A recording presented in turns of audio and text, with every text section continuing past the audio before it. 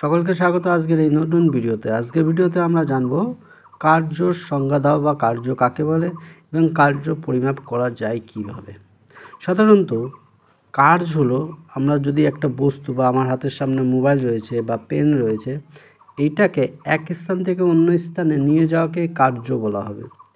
যদি তুমি সেটাকে না সরাতে পারো, তুমি জোর দিচ্ছ সেটা সরছে না, তাহলে তোমার কার্য হবে না। ঠিক আছে, অর্থাৎ নিটফল কার্য 0। এবার চলে আসি সংখ্যায়, বুঝতে পারলে আপাতত।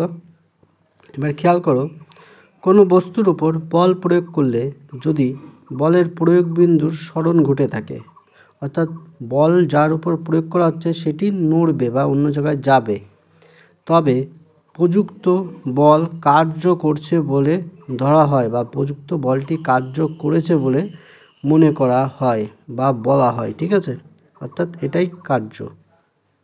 অর্থাৎ কোনো বস্তুর উপর বল প্রয়োগ করে যদি তার অবস্থান পরিবর্তন করা সম্ভব হয়ে থাকে, তখন তাকে আমরা বলবো কার্য। ঠিক আছে, এবার দেখো কার্যের পরিমাপ।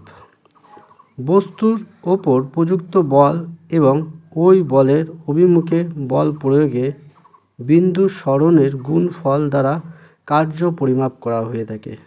অর্থাৎ কোনো বস্তুর উপর যদি বল প্রয়োগ করা হয় এবং ওই বস্তুটি যেদিকে যাবে বা যেদিকে সরবে, তার গুণফলকেই বলা হয়ে থাকে কার্য।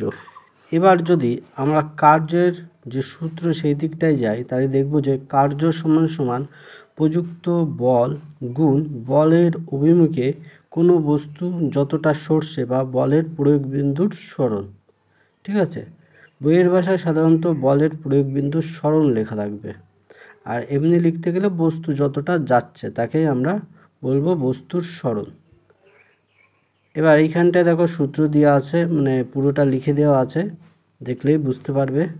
ভিতরে একটা ছবি দিয়েও জিনিসটা পুরোপুরি দেখানো আছে, দেখে নাও, বুঝে নাও ঠিক করে।